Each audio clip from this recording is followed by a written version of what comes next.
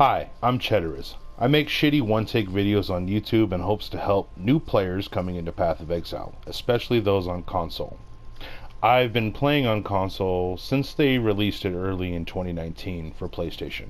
I did play a little bit on Xbox. I believe it was released a little bit earlier than that, but my main expertise is on PlayStation. It's not that big of a difference, but the controller layout is a little bit of a difference, and that does matter when talking about Path of Exile on console.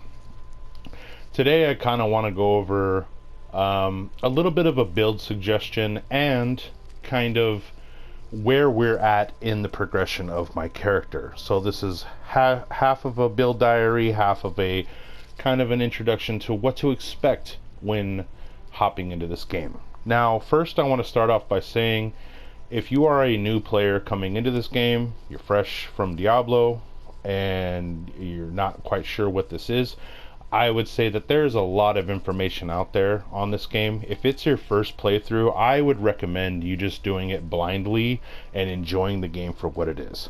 Now, this is the big bad, the holy, oh my gosh, the big old skill tree. What I want to say as a new player, you should really look at the way you go through the skill tree. Look at notables. Like a witch starting out on the strand, a lot of times you'll see like these types of paths where we're going off to the left.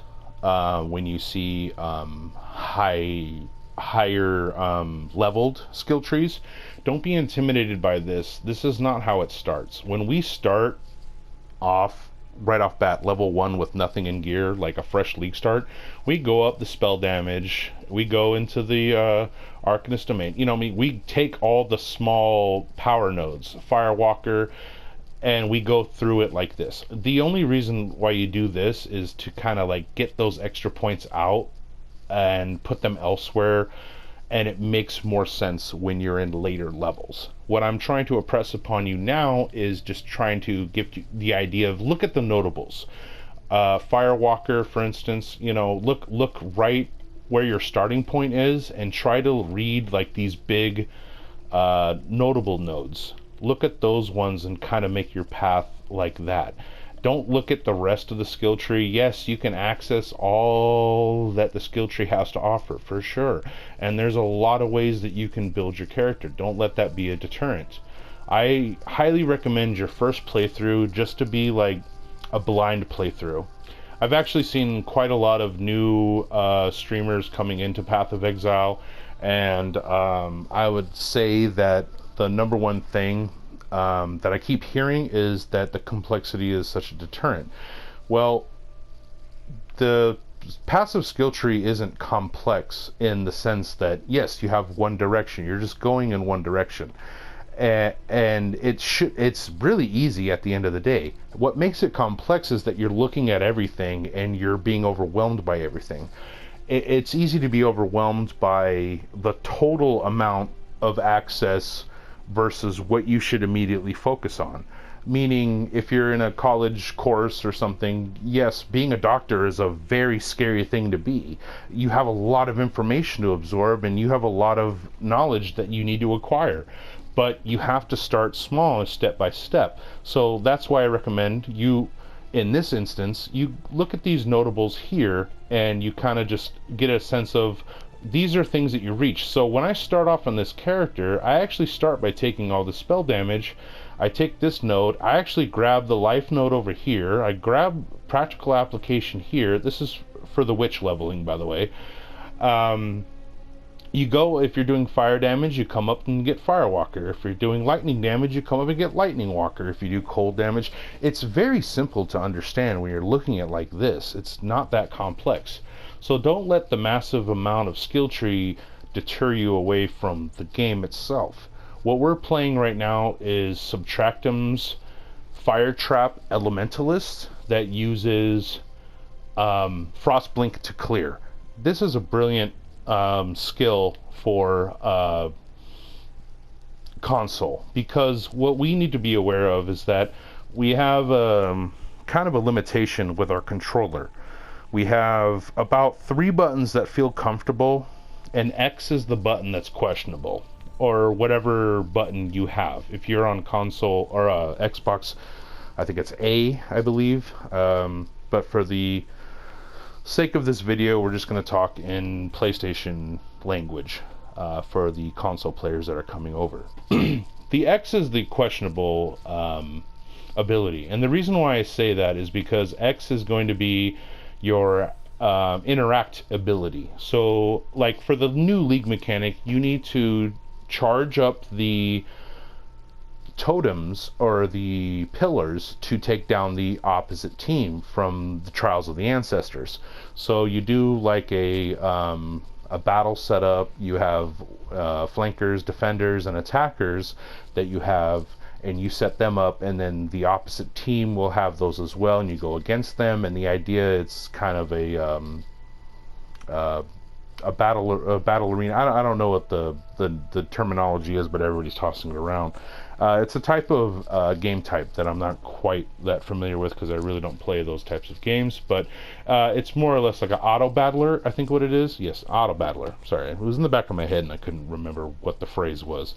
But the idea is you need to channel the pillar to take that out, and it can be kind of hard to do on console compared to having a point and click with the mouse. So for instance, when I come up to the pillar, if I'm not facing it in the right way, like let's say I'm trying to talk to Nico here, all right? Let's just use him example. So you see when I go up to Nico, the X pops up, and then when I walk away, the X goes away. Do you see that in the corner of your screen? That's kind of the way the pillars work. So you'll be facing the pillar and you'll think you're hitting it, but you're actually not. You're like, oh, the X, see how the X isn't there? And you think you're channeling, but you're not. You're just spamming your, this is my curse ability. So yes, you're spamming your curse ability when you think you're channeling the totem. So what I mean by it's important to know where your skills are in placement of the controller layout. So, like I said before, we are using the Fire Trap Elementalist build, made popular by Subtractem, and I think this is probably one of the better skills for a controller layout. And let me explain. You want to have a set amount of abilities that are going to be very easily accessible. For instance, this build relies on traps to do your single target damage. That's these that are popping out right now on the left of your screen, and then as they explode, they have an initial hit that can ignite and does damage, and it also leaves burning ground for a duration of time that we can scale through other damage means.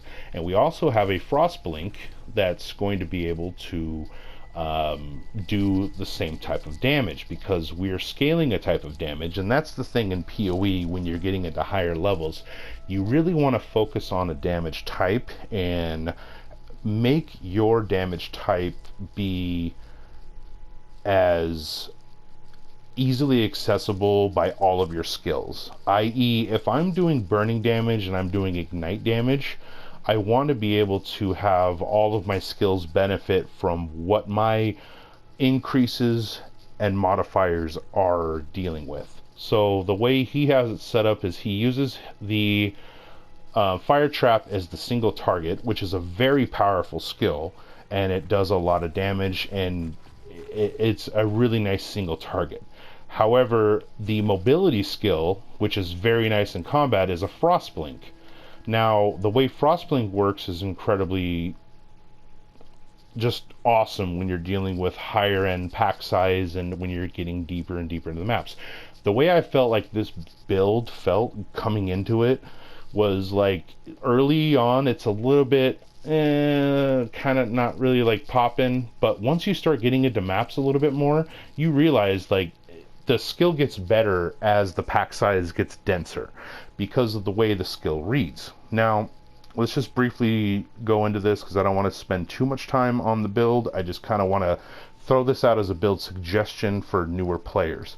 But basically the way the skill works, and I'm going to use this as an example to help you understand the way PoE works a little bit better. Sorry, our Frostblink's down here. Basically, you teleport to a location damaging an enemy, leaving a chilled ground in an area at both ends of the teleport. And it shares a cooldown with other blink skills. Now, blink skills is referring to movement abilities. We have two on this build. We use Shield Charge and we use Frost Blink.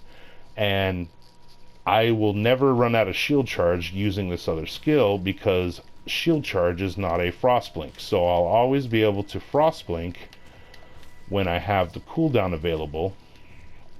And I can also Shield Charge infinitely because it's an attack skill. So that's why we have such high mobility with this build. That's kind of how Shield Charge works. But let's just look at Frostblink for a second. It deals a high amount of cold damage. The base duration is 3 seconds. I believe that's for like chilled ground. This is the important part though. 19% because I'm level 19. I think this gets to 20 when you hit level 20 with the skill gem. But increased cooldown recovery rate for each normal or magic enemy in area. So with that one line right there, the way I said it feels better as you get higher into maps is because it scales better with pack size and density. Because the more density you have around you, the more you're proccing your Frostblink. It feels really good actually. So I would highly recommend this build for console players, just the way it feels and the way it's set up. And then obviously it has that super bonus for the cooldown recovery rate for rare and unique enemies in the area. And then as you level it up, also you get travel distance increase, so more coverage basically. And the way we have the build set up is we have it set to a Cult of Fire support, and we're also running a Pyre Sapphire Ring. So what the Pyre does is it converts 40% of our cold damage to fire damage, gives you a couple other things not really that important, and then the Cult of Fire gives 50% of cold damage converted to fire. So 90% of our cold damage is converted over to fire damage just by these two items, the support skill Cult of Fire and the unique ring Pyre Sapphire Ring, linked to the Frostblink. So that gives us 90% of our Frostblinks actually fire damage. And what we're doing is we're adding that to a combustion support, which basically just gives you -10 fire resistance, 19 or percent more fire damage based on the level of the skill gem, and then a chance to ignite, which we don't really care about because we're elementalists, so we're always igniting. This is not a build guide. I just kind of want to go over why this build is so good for the console. And I will link Subtractem's build guide to the pinned comment at the bottom or at the top of the comment list. So if anyone wants to see how this build actually works, check his stuff out. I'm not really trying to go over it. I just want to go over a little bit of help and understand how the links setup go. And then ignite proliferation. So what this is doing is this is helping our clear out. So if you read the text, it says ignites caused by supported skills spread to other enemies in a radius of whatever. And it does go higher as you level the skill gem. Or maybe it is 20 just right off rip. I'm not 100% sure. And then the percent more damage with ignites might scale with levels. But everything in Path of Exile is read the gem. That's mostly what I want to impress upon you. So we have our fire trap set up to a bunch of stuff that's going to cause the fire trap to do a lot of damage, and you put it on these links in these skill things, and you've seen the videos, you understand how that works out. But more or less I'm just trying to help you get where the builds get to this type of level. As you can see, I'm on pretty janky gear. I'm level 88 and we're barely entering red maps. None of my flasks are built up really at all. Only one of them's automated, and that's just for the convenience of the controller. So more or less what I want this video to be about is kind of helping new players understand how it could be pretty easy to get higher levels with console. You're gearing your character around the controller setup. As you can see at the bottom of the flasks are where your binds are, the way you should bind your flasks to your keys. So we have our health flask here, our jade flask here for defense, extra evasion, We have our Quartz Flask for phasing and extra suppressed spell damage. We have our Granite Flask for extra armor, and then of course our Movement Flask, which is key in Path of Exile. Movement is key. I would impress that upon every new player. Movement is going to be the make or break for you in this game. Basically, you don't need mirror tier gear, super high-end stuff. You're looking at streamers doing things like, yeah, you do want to focus on getting it to that point eventually, but you're a new player. I would suggest playing through your first time, just doing whatever you want to do. Your second time, if you liked the progression and you feel like, yeah, this is a cool game, then check out a build guide and try to follow something. Actually try to follow something in a build guide. And what that does is it helps you get a little bit further in the game and get to these points where we're at. So at this point, I'm going to kind of assume you're at the level of your mapping, you're getting through your atlas, and you're unlocking points, and you're getting gear to a level of where you could start pushing a little bit higher end content. That's where we are right now. We've gone through all of our trials, we've done the Uber Lab and all that, so we have all of our ascendancy done. We're basically hunting for gear, and we're trying to get upgrades, and we're trying to push the atlas. So far, I've gotten all of my whites and my yellows done. I'm 71 out of 115. If you see at the bottom there, that's your map completion. And if you go into your stash, I'm going to go to my map tab, and you're going to see that all of the bottoms of my maps have been completed. So typically what I do early league start is I beeline to Wandering Path, and what that does is it helps you get these completions. So what that looks like is this. We're going to kind of be all over the place on this video, so I'm just trying to get an all-in-one general help new players out. Speaking of which, if you are a new player and you are watching this video that is on console at all, and you want me to go over something specific for you, I'm a small content creator. I'm just barely starting out. I'm going to be doing this for a while because this is something I've been wanting to do for a while, and these are the tools I have to work with. But what I'm saying is, if you have something specifically you have a question about, feel free to let me know in the comments.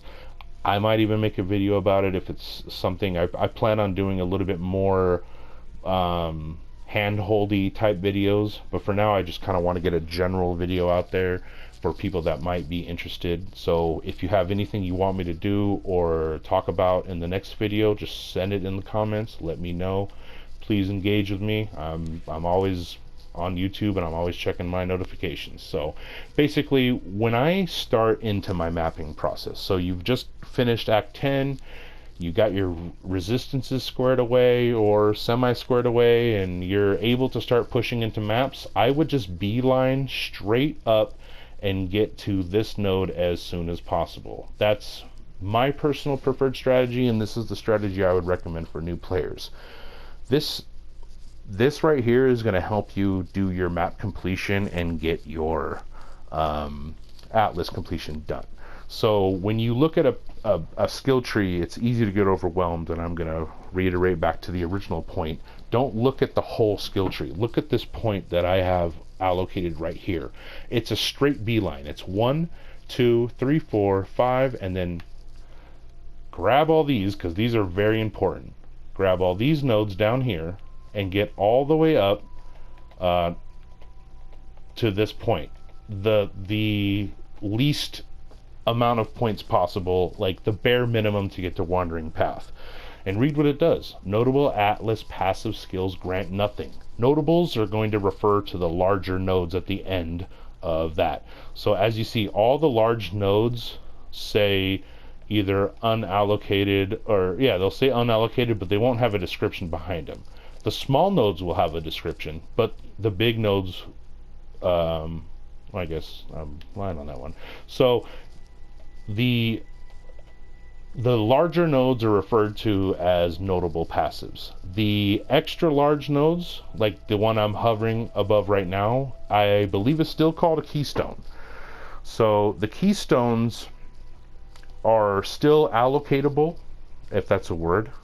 You can still allocate the keystone on a Wandering Path. So you could still get Wandering Path, and you can mix it with another keystone, like this large one, Growing Hordes, which adds pack size per scarab you put into the map device. The map device being the thing that you throw your map into to do the end game content. If you've gotten this far and you've gone past it, your Kirik's going to let you know how to get to the map device. I'm pretty sure you're capable enough to get this far.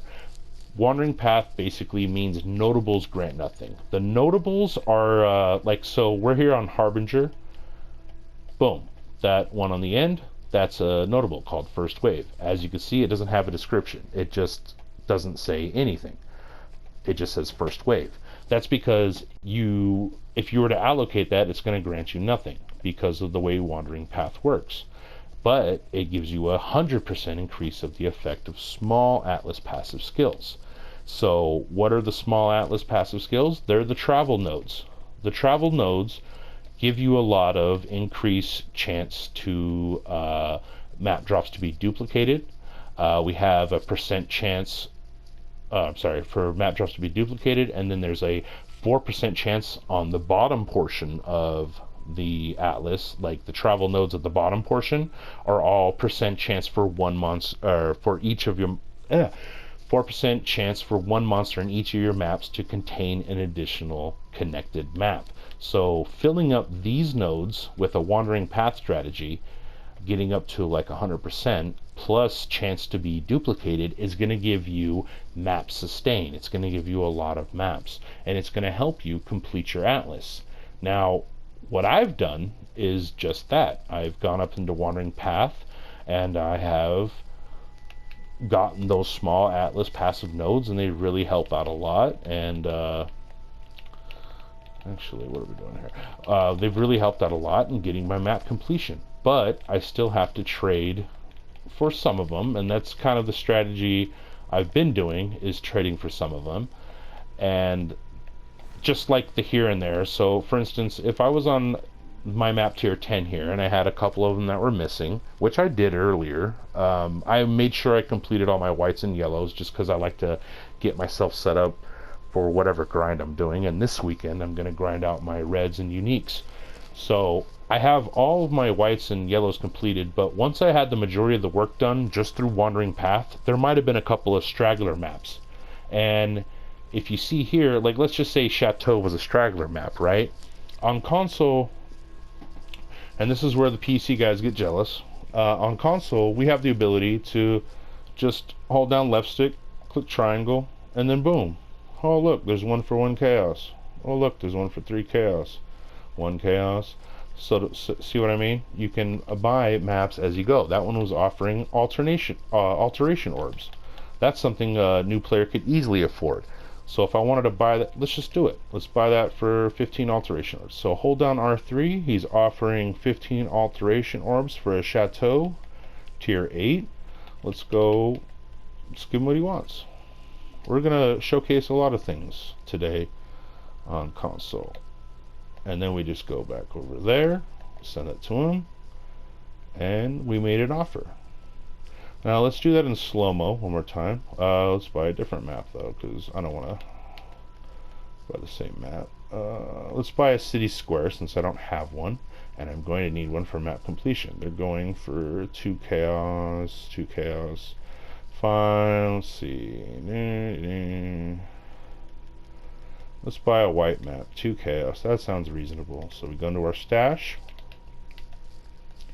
Also, tip and trick. So let's say you're over here. Do you see how I went from boom, like that? How did you do that? Dude, it took me so long. It took me so long. I didn't even realize. So I was going like this the whole time. I was going over. So if you're holding your stick, it's going to be this slow. But if you flick your right stick with it, you can cross over the whole thing. It makes it feel a lot faster. So little things like that you'll learn as you go. So if you want to go from this page to this page, boom, boom, you know, flick your right stick as you're pointing the direction of your left stick, and you can get across the board a little bit faster. Something really small that you pick up. All right, now let's go trade market. That's by the way, that's press options, go to trade market, and then you're going to go to your sent offers, go down to your city square, the one that's asking for 2 chaos. I always hold R3 to make sure I see the price, and then I'll send them to 2 chaos and I'll submit it. And there we go. Now we got a couple of maps they're waiting to buy. Now that's going to sit in their stash, and if I was on the opposite end, it would have an offer as I'm mapping. It would say you have an offer. Now I have a choice to act like a psycho and leave my map real quick and go accept the offer, or I can just finish my map like a regular person, and when I'm done, and I can go and check out my offer window and accept the offers or decline them, whatever I want to do. I really do like this feature, and I hope they add this to the full game eventually. But mainly, the point is, we want to showcase a good build here for console, and my main point that I feel like I've been rambling about a bunch of other things that I want to round back on is that I would recommend a build for a new player that's going to be conducive to the controller layout. So we have a fire trap as our single target. We have our frost blink on our triangle as our clearing ability, and we have a shield charge, which is a mobility ability at the bottom X. We will automate this eventually, but for now, because we're low level and we have no gear, we have to manually cast it. But this is our curse. This is going to give us high single target damage. We don't really use this on packs, we just use this on big elites. And then we have our hold down left trigger, and I put all the wave convictions on every button just because I don't really need anything else, and I want my wave of conviction to be easily accessible. No matter how nitty and gritty the pack size gets, it's like any button will do it. If I'm just clenching the controller like a jackass, boom, I can pop it off. Holding down my R2, this is the button I never hold down, so I keep it on my R2, which are all my auras. These are all the things that are giving me buffs that are reserving mana. So I have my Malevolence, which is giving me extra damage over time. We have my Determination, which is giving me flat armor and percent armor. We have my Grace, that's giving me flat evasion and percent evasion. And then we have my Tempest Shield, that's giving me shock immunity and spell block. Also, it does like shock damage, I guess, so that's a plus. But either way, this is a pretty tanky build. It's not a slouch. I do have some pretty good stats. We are max resed across the board, except a little bit lacking on chaos. Flasks up, I believe we're like 75 across the board for fizz reduction and chance to evade. Our spell suppression chance is actually a pseudo 91 with lucky, because the 10% is coming from when you're at full life. I get an extra 10%, so I'm actually at 81, but when the flask is up, I'm at a 91. But we're also spec'd into lucky, which the way lucky works in Path of Exile is it rolls it twice and takes the better option on the second roll. Then we have 72% chance to block attack damage, just a little shy of max, and then we're 75% chance to block spell damage, which is incredibly nice, and we're basically immune across the board except for ignite, but we do have a chance to avoid being ignited on one flask, and we are running the Pantheon for reduce ignites on you, and eventually we will get immune to burning ground. But we are also running a Leper's Alms, which gives you shared suffering. And the way that works is basically on hit, you get rid of your elemental ailments, for lack of a better term. So let's give it a build showcase and show what this looks like on a controller setup. Wait for the 10-year loading screen and we'll get through this. For those that have made it this long, I really do appreciate it. If you'd like to, see some more videos, I would like to put some more out, and I'm going to. Give me some feedback on what you think I did good, what you think I did bad, and if anything you want to see in the future for console assistance, because I'm definitely here to help, and I've been playing on it for a while, and I have some tricks up my sleeve. But I think the key thing that I want anyone to take away from watching this video is that you do want to go with a build that's going to suit the controller layout, because having a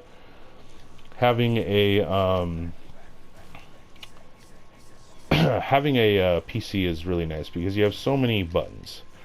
Now, might be a little bit questionable though, because if you haven't seen previous videos, I'm kind of having some problems with my PlayStation. It's not really the best. They did a graphics update with the new engine, and it is a little blocky. So it is, it's kind of sad, but it will straighten out. I did get a delirium mirror on the beginning of this map, which is why it's contributing to such lagginess. But as you see, we clear through most of the small packs, and then we got this big old scary essence that's doing a bunch of mean stuff to us. And even more so, we have beasts, and it's going to be pretty tough. We are still on some pretty scuffed gear, and we are just barely getting into red maps, so it is going to be a little sad. We are picking up scepters though, because we need an upgrade, so we want to check every little thing. I'm not really too concerned about the deli, but I do want to kind of keep it. Oh, I messed it up. Oh well. I am pretty laggy, but I just wanted to show how bad it can be sometimes. Yeah, I think if you're on a PS5, it's not going to be that bad, or Xbox Series X or whatever it's called. I don't know. But for the most part, we just kind of blink through stuff, and everything dies because it's burning. And yeah. So your main ability is going to be on your triangle, or the way I have it set up. You could set it up the way however you want to set it up. But I'm blinking through the targets, and they're just dying. If you can see, they're all just gonna, oh, they pass out and die. Only the rares left.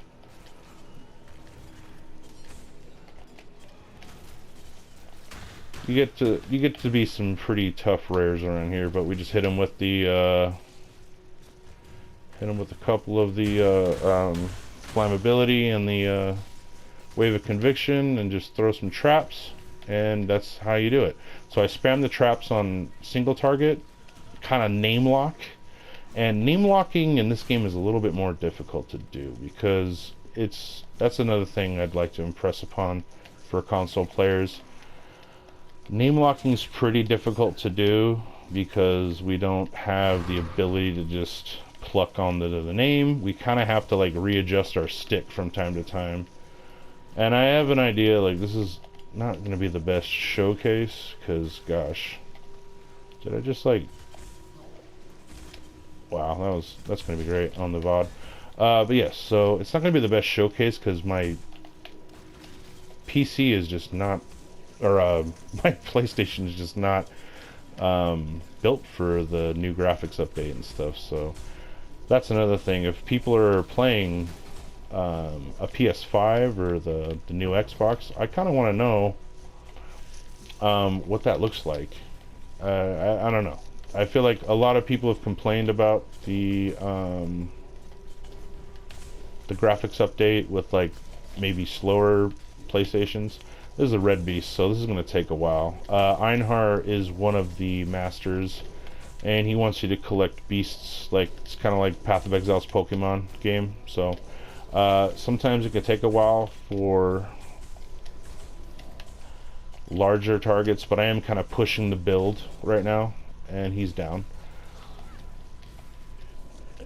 And with some better gear, just a better weapon. If I had an upgraded weapon, like, this would not be as, the single target wouldn't be as bad as, there you go. And you see at the bottom of the screen, offer accepted. Blam, there I go. I got a chateau mat. Boom. So convenient. I didn't have to leave or anything. All I got to do, that's going to be in my inventory. It's not in my inventory yet, but it's in the inventory screen, the UI for the trade. But basically, to my original point, I'm curious if anyone has better connection on their higher end consoles.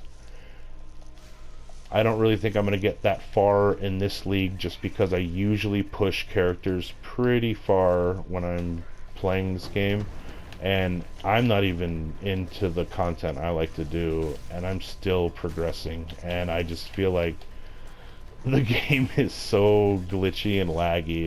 It's ridiculous. Yeah, I'm doing. Yeah, I'll let it speak for itself. But like I said, it is pretty crazy.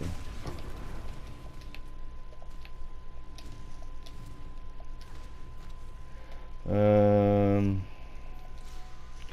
for the sake of it, I'm just gonna throw out a few traps whenever the pack spawns. Harvest is really great for this build. Uh, I like to go harvest early on my maps because this is going to give you a lot of good juice that you could use for crafting to try to get your own gear.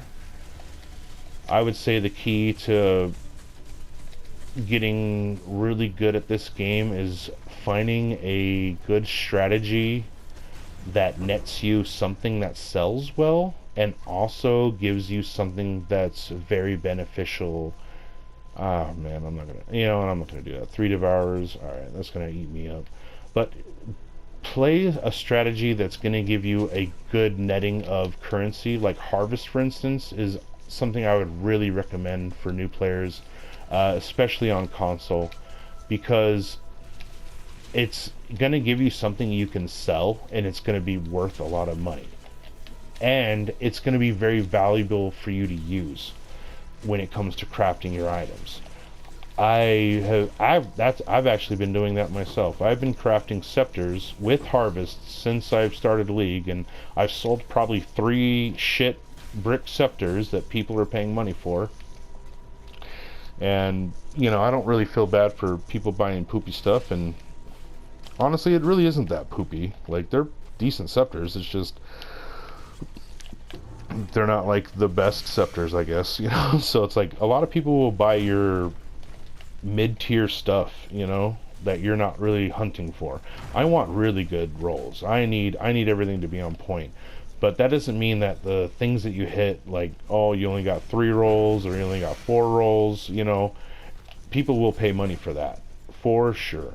So put that up for sale, you know what I mean? And I've sold like 3 scepters for like 30, 40 chaos each, and people are probably really happy to pay that price, and I would imagine it's because they don't really have anything much better than that, which mainly is how most new players are probably going to get their early gear, is they're probably going to buy one of my scepters that I failed to roll on. So point is, find yourself a good strategy that's going to get you something that's useful in both ways, like essences, harvest, things that you can use to craft your gear and make your character better, and things that you could sell and make some money on the side.